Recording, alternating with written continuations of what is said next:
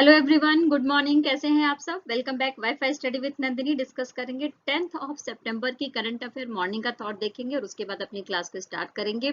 साथ में ही G20 से रिलेटेड न्यूज़ है हमारे पास और उसके बाद लास्ट में रिवीजन की क्लास है। जैसा कि आप सबको अच्छे से पता है कि जो कुछ हम प्रीवियस क्लास में पढ़ते हैं उसका रिविजन करते हैं और आज हमारी वीकेंड वाली जो रिविजन क्लास है वो भी आएगी। तो चलिए स्टार्ट करें। अपने सपनों को सफल बनाने के लिए बातों से काम नहीं चलेगा, रातों से लड़ना पड़ेगा। यानी कि आपको अपना नींद, आपको अपना सुख और चैन, इन तीनों चीजों का त्याग करना पड़ेगा, तब जाकर आपके सपने कहीं पूरे होंगे। तो इसलिए सफल होने के लिए हमेशा याद रखिए कि कीमत चुकानी पड़ेगी और वो कीमत हमेशा किसी न किसी सेक्रीफाइस से आती है, चाहे वो नींद का हो, चाहे वो अपने चैन का हो, चाहे वो अपने सुख का हो। और जब इन तीनों चीजों का आप त्याग करेंगे तभी आपको सफलता जीवन में मिलेगी। इस बात का हमेशा ध्यान रखना। तो चलिए इसी के साथ में स्टार्ट करते हैं आज की अपनी क्लास को।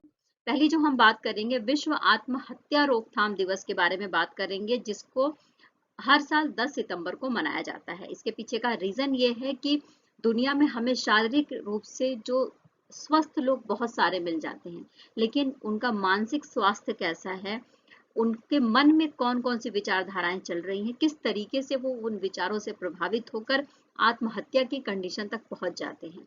तो इस बात के ऊपर विचार करने के लिए, इसको रोकने के लिए हर साल 10 सितंबर के दिन विश्व आत्महत्या रोकथाम दिवस मनाया जाता है। इसको मनाने का जो काम है सबसे पहले स्टार्ट किया गया था international association of suicide prevention के द्वारा। ठीक है, 2003 में इसको स्टार्ट किया गया था। उसके बाद 2004 से ही WHO यानी कि वर्ल्ड हेल्थ ऑर्गेनाइजेशन का इसको समर्थन प्राप्त है। क्लियर? अच्छा, इस बार की जो थीम है किसके साथ मनाया जा रहा है, तो थीम है इसकी creating hope through action. Okay, यानी कि कार्रवाई के माध्यम से आशा पैदा करनी चाहिए। इस थीम के साथ ये डे मनाया जा रहा है। नेक्स्ट बात कर लेते हैं विश्व प्राथमिक उपचार दिवस। देखो, जब भी हमें कहीं चोट लगती है तो सबसे पहले पहले हमें प्राथमिक उपचार की जरूरत होती है, यानी कि फर्स्ट एड की जरूरत होती है। तो उस फर्स्ट एड के लिए एक दिन मनाया जाता है हर साल सितंबर के महीने में, जो सेकंड शनिवार आता है उस दिन। तो हमने ये कब मनाया इस साल, तो हमने ये मनाया 9 सितंबर को। ओके, तो सितंबर के दूसरे शनिवार को मनाते हैं, इसलिए 9 सितंबर को बनाया। क्लियर हो गया? अच्छा देखो, सबसे पहले इसको 2000 में स्टार्ट किया गया था international federation of red cross और रेड क्रिसेंट सोसाइटी के द्वारा। ओके, नेक्स्ट बात करेंगे। देखो, राष्ट्रीय खेल होने वाले हैं किस नंबर के, 37 नंबर के। तो उसके लिए मशाल को लॉन्च करा गया है। अब ये क्वेश्चन पूछा जा रहा है कि जो ये मशाल लॉन्च किया गया है कहाँ पर किया गया है, तो इसको गोवा में लॉन्च किया गया है।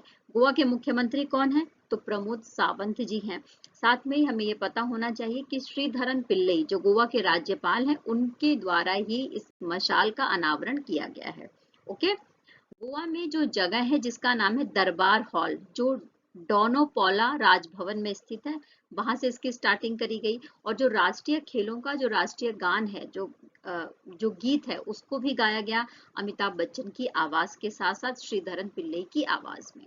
Okay, clear? अच्छा, गोवा का जो पारंपरिक वाद्य यंत्र है जिसका नाम है घूमट, इसका भी उपयोग किया गया। देखो, जो भी प्रेजेंट न्यूज में जो भी गीत हैं, गाने हैं, जो भी यंत्र इस्तेमाल किए जाते हैं, अगर वो प्रेजेंट न्यूज में है तो उससे रिलेटेड स्टैटिक जीके भी पूछा जा सकता है।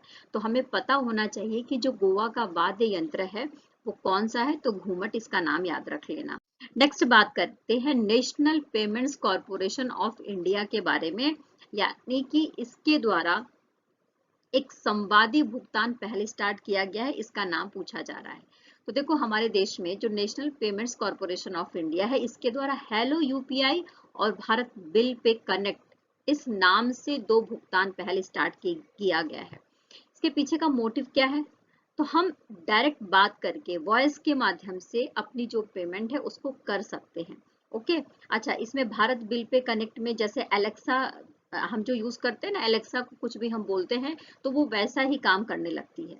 तो ठीक इसी तरीके से हेलो यूपीआई और भारत बिल पे कनेक्ट के माध्यम से आप बिल का भुगतान कर सकते हैं। इससे आपको सुविधाएं मिल सकती हैं और साथ में ही जो कैशलेस व्यवस्था है भारत में, उसको ज्यादा से ज्यादा बढ़ाने के लिए ऐसा किया गया है। जो ये दोनों जो फीचर्स है ये लाए गए ग्लोबल फिनटेक फेस्ट के दौरान। ठीक है, इनकी अनाउंसमेंट करी गई ग्लोबल फिनटेक फेस्ट के द्वारा और इनका अनावरण भी तभी कर दिया गया था। ओके, और अच्छा ये दोनों लैंग्वेज में आपको उपलब्ध होंगे, हिंदी और इंग्लिश बोथ। ओके, देखो ये दोनों सुविधाएं जिसका नाम है हेलो यूपीआई और भारत बिल पे कनेक्ट, इन दोनों को रीजनल लैंग्वेजेस में भी लाने का प्रावधान किया जाएगा आगे भविष्य में, लेकिन अभी स्टार्टिंग करी गई है हिंदी और इंग्लिश लैंग्वेजेस से। ओके, देखिए यहाँ पर जो बात कर रही हूँ मैं एलेक्सा के बारे में बात कर रही हूँ। एलेक्सा एक वॉइस असिस्टेंट है, उससे आप जैसा काम कहोगे वो वैसी ही एक्टिविटी करके आपको रिजल्ट दे देती है। तो इसमें एलेक्सा वॉइस असिस्टेंट से भारत बिल पे कनेक्ट को जोड़ा जाएगा, जिससे कि लोग घर बैठे अपने बिल को प्राप्त कर सकें और उसका भुगतान कर सकें और सभी उपयोगकर्ताओं तक इसकी पहुंच भी बढ़ाई जा सके। तो भारत बिल पे कनेक्ट समझ में आ गया आपको अच्छे से। देखिए यहाँ पर बात करेंगे सलेम सागो के बारे में। ये एक साबूदाना है, ठीक है। क्वेश्चन पूछा जा रहा है कि तमिलनाडु में किस उत्पाद को भौगोलिक संकेत टैग प्राप्त हुआ है। तो नाम याद रख लेना, सलेम सागो जो एक साबूदाना है वो तमिलनाडु के सलेम डिस्ट्रिक्ट में पैदा होता है और टैपी कोआ नामक एक पेड़ है, उसकी जड़ में ग्लूकोज के फॉर्म में एक पाउडर के रूप में ये प्राप्त होता है और बाद में इसको साबूदाने में परिवर्तित कर दिया जाता है। ओके, इतनी इतनी सी बात याद रहेगी आपको। साथ में ही अगर देखिए तमिलनाडु में 1967 से ही इसका उत्पादन हो रहा है। साथ में जो एक सहकारी समिति है जिसके माध्यम से इसका सारा काम देखा जाता है, इस सहकारी समिति का नाम सागो सर्व है। 1981 से ही ये काम कर रही है और प्रेजेंट टाइम में 374 इसके सदस्य हैं, ठीक है। जीआई टैग के बारे में जैसा कि कई बार मैंने आपको बताया है अपनी क्लास में कि किसी पर्टिकुलर स्थान के किसी पर्टिकुलर उत्पाद को एक पहचान दी जाती है राष्ट्रीय स्तर पर और अंतर्राष्ट्रीय स्तर पर, जिससे कि उसका उत्पादन बढ़ जाए, है ना। तो उसको बोलते हैं भौगोलिक संकेत। क्लियर? अच्छा, इसमें आपको भोजन, हस्तशिल्प की चीजें या कोई उद्योग है वहां पर कोई इंपॉर्टेंट चीज पैदा होती है तो उन सब चीजों को शामिल किया जाता है। 2003 से ही जीआई टैग प्रदान किया जा रहा है भारत में, इस चीज का आप ध्यान रख लेना। ओके, नेक्स्ट क्वेश्चन हमारे पास है कि भारत और फ्रांस के बीच में कौन सा द्विपक्षीय नौसैनिक अभ्यास अभी समाप्त हुआ है। इसका नाम याद रख लीजिएगा, एग्जाम के लिए बहुत इंपॉर्टेंट क्वेश्चन है। इसका नाम है वरुण, जो भारत और फ्रांस के बीच में नौसैनिक अभ्यास है। ये 2 फेजेस में होता है, ठीक है। अच्छा, जो फर्स्ट फेज है वो 16 से 20 जनवरी के बीच में हुआ था पश्चिमी तट पर। ओके, 2023 के बारे में बात कर रही हूँ मैं। और उसके बाद सेकंड फेज अभी समाप्त हुआ है जो अरब सागर में हुआ है। वरुण एक्सरसाइज के बारे में बात करें तो 1993 से भारत और फ्रांस के बीच में इसको किया जा रहा है। अभी 21 नंबर का एडिशन हमने संपन्न किया है। साथ में ही 2001 में इस एक्सरसाइज का नाम वरुण पड़ा था। क्लियर? इतनी सी बात याद रहेगी। नेक्स्ट बात कर लेते हैं। देखो ये जो सैन्य अभ्यास है स्पेशली नौसेना से रिलेटेड है, तो नेचुरल सी बात है कि नौ सैनिक क्षेत्र में दोनों देशों के साथ सहयोग बढ़ाने के लिए और एक दूसरे के साथ जो समुद्री सुरक्षा है उसको कैसे बढ़ाया जाए, युद्ध का अभ्यास कैसे किया जाए, इन सब बातों को ध्यान में रखते हुए ही वरुण एक्सरसाइज करा गया है। नेक्स्ट बात कर लेंगे डब्ल्यू कंपनी के बारे में, आपने जरूर सुना होगा। तो महिला फैशन ब्रांड है डब्ल्यू, इसने अपना ब्रांड एम्बेसडर बनाया है अनुष्का शर्मा को। अनुष्का शर्मा के बारे में बात करें तो इनका जन्म उत्तर प्रदेश के अयोध्या में हुआ था 1988 में और इन्होंने अपना करियर बॉलीवुड में स्टार्ट किया था रब ने बना दी जोड़ी, जो 2008 में मूवी आई थी उसके माध्यम से, जो यश चोपड़ा की मूवी थी। क्लियर?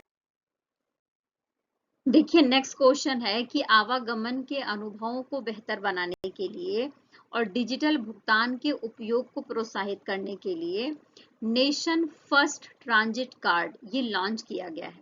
अब ये क्वेश्चन पूछा जा रहा है कि किसके द्वारा नेशन फर्स्ट ट्रांजिट कार्ड को लॉन्च किया गया है। तो ये लॉन्च किया गया है भारतीय स्टेट बैंक यानी एसबीआई के द्वारा, ठीक है। अच्छा, इसमें इस कार्ड के माध्यम से यानी इस डेबिट कार्ड को आप यात्रा कार्ड के रूप में भी इस्तेमाल कर सकते हैं। ओके, अगर मैं नेशन फर्स्ट ट्रांजिट कार्ड के बारे में बात करूं तो इसको फर्स्ट टाइम लॉन्च किया गया था 4 मार्च को 2019 में, ठीक है। और इसके लिए आरबीआई के द्वारा एक समिति बनाई गई थी, नंदन नीलेकणी समिति, और उसने ये प्रावधान दिया था कि नेशन फर्स्ट ट्रांजिट कार्ड जैसे जो कार्ड है उनको बनाया जाना चाहिए जिससे कि लोग आसानी से भुगतान कर सकें।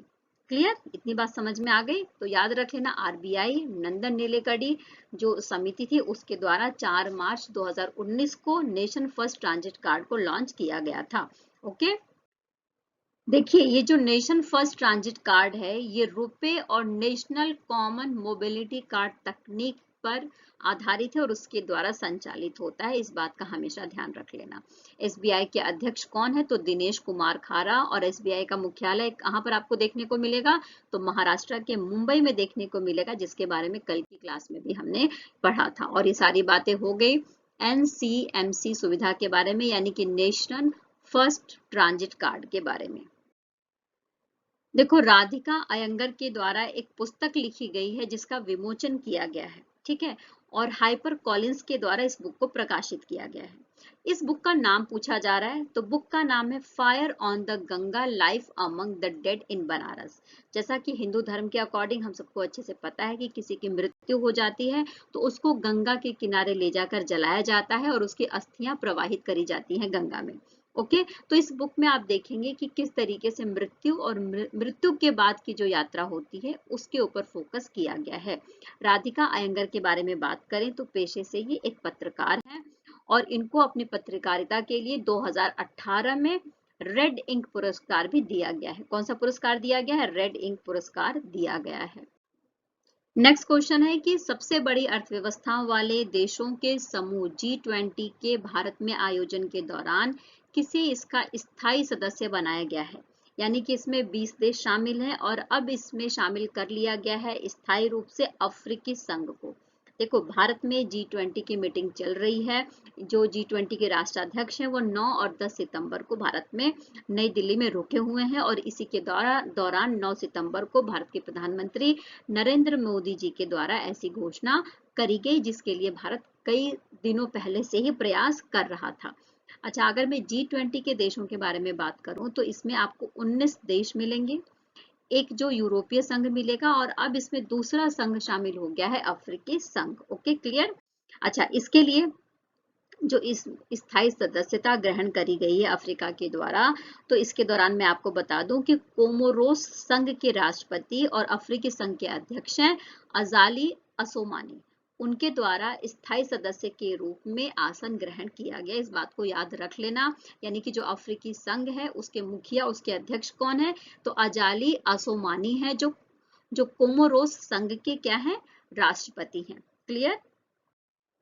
देखिए, अगर G20 के बारे में बात करूं तो इसकी स्थापना 1999 में करी गई थी। दुनिया के सबसे ज्यादा जो मजबूत अर्थव्यवस्था वाले देश हैं वो इसमें शामिल हैं। 19 देश हैं, एक यूरोपीय संघ है और दूसरा अभी शामिल हुआ है अफ्रीकी संघ के रूप में। क्वेश्चन पूछा जा सकता है कि अफ्रीकी संघ में कुल कितने अफ्रीकी देश हैं? तो याद रख लेना 55 देशों का संघ है जिसका नाम है अफ्रीकी संघ। क्लियर, जिसके लिए भारत पहले से ही लगभग 3 महीने पहले से ही प्रयास करना स्टार्ट कर दिया था। नेक्स्ट यहाँ पर बात करेंगे कि जो दिल्ली में G20 शिखर सम्मेलन हो रहा है उसके बारे में अगर बात करूं तो भारत मंडपम में जो एक कन्वेंशन सेंटर के रूप में जिसे हम जानते हैं वहां पर इसकी मीटिंग हो रही है और वसुधैव कुटुंबकम जैसा कि इसका थीम है उसके साथ में ही G20 का जो G20 की जो सम्मेलन है वो किया जा रहा है। और वसुधैव कुटुंबकम का मतलब होता है एक पृथ्वी, एक परिवार और एक भविष्य। ये भारत की टैग लाइन है G20 की, इस बात को ध्यान रख लेना। इसी के साथ भारत अपनी जो भी उसकी विचारधाराएं हैं वो इसी टैग लाइन से प्रभावित है। देखिए, ये जो शिखर सम्मेलन है इसमें चाइना और रसिया के जो राष्ट्रपति हैं वो शामिल नहीं हुए हैं, इस बात को याद रख लेना। चाइना की तरफ से वहां के जो प्रधानमंत्री हैं ली कियांग वो शामिल हुए हैं और रसिया की तरफ से वहां के विदेश मंत्री सरगेई लावरोव शामिल हुए हैं। क्लियर। नेक्स्ट बात कर लेते हैं कि 9 सितंबर को जो ये सारा इवेंट हुआ है, कार्यक्रम हुआ है G20 समिट को लेकर, उसकी रूपरेखा क्या थी इसके बारे में थोड़ी सी चर्चा कर लेते हैं। बाकी आप पढ़ सकते हैं टेलीग्राम के लिंक पर जाकर, PDF के फॉर्म में सारी चीजें उपलब्ध है, हिंदी और इंग्लिश बोथ लैंग्वेजेस में। तो पहले मॉर्निंग ब्लिस हुआ, टाइमिंग क्या थी? 9:30 से 10:30 के बीच में, यानी कि जो राष्ट्राध्यक्ष हैं वो 9:30 से 10:30 के बीच में आए और उनका प्रधानमंत्री नरेंद्र मोदी जी के द्वारा स्वागत किया गया। उसके बाद 10:30 से 1:30 बजे तक का जो टाइम था वो एक दूसरे के साथ विचार विमर्श करने का था और इसके बाद जो है 1:30 मतलब 1:30 से लेकर 3:30 का जो टाइम था वो डिप्लोमेसी इन मोशन था, यानी कि जो भी डिप्लोमेटिक नीतियां हैं उसके ऊपर चर्चा करी गई। फिर उसके बाद 3:30 से 4:45 का जो टाइम था वो वो एक परिवार की तरह हम किस तरीके से अपने रिलेशन को स्ट्रांग बना सकते हैं एक देश के रूप में, इसके ऊपर चर्चा करी। देखिए फिर इसके बाद 7 बजे से लेकर 9 बजे तक एक रात्रि भोजन का एक जो फॉर्मल एक तरीका होता है, उस तरीके से एक दूसरे के साथ बातचीत करते हुए स्वागत फोटो और ये सारा सेशन हुआ। उसके बाद नेताओं के साथ बातचीत हुई 8 से 9 बजे तक के बीच में। फिर 9 से 9:45 तक के बीच में क्या हुआ कि जो राष्ट्राध्यक्ष थे वो अपने अपने आवास में वापस लौट गए। तो इस तरीके से जो 9 तारीख था, 9 सितंबर का दिन था, वो पूरी तरीके से समाप्त हो जाता है। और 10 सितंबर के दिन सबसे पहले स्टार्ट किया जाएगा राजघाट की यात्रा से। फिर महात्मा गांधी जी की जो प्रतिमा है उस पर उस पर पुष्पांजलि अर्पित किया जाएगा, शहीदों को याद किया जाएगा। इसके बाद भारत मंडपम का जो लिड्स लाउंज है उसमें इकट्ठा हुआ जाएगा और श्रद्धांजलि अर्पित करी जाएगी।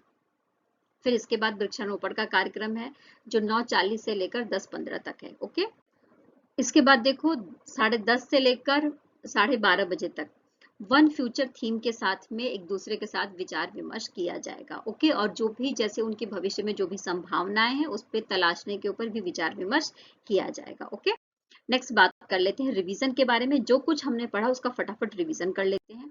तो चलिए सबसे पहले बात करेंगे विश्व स्तर पर शिक्षा को हमले से बचाने के लिए अंतर्राष्ट्रीय दिवस कब मनाया जाता है। 9 सितंबर को मनाया जाता है। और 8 सितंबर को हमने क्या मनाया बताओ। तो 8 सितंबर को हमने मनाया अंतर्राष्ट्रीय शिक्षा दिवस। ओके, विश्व विद्युत वाहन दिवस नामक पहल की शुरुआत सर्वप्रथम किसके द्वारा करी गई थी। तो sustainability media company green TV के द्वारा करी गई थी। और विश्व विद्युत वाहन दिवस हम हर साल 9 सितंबर को मनाते हैं।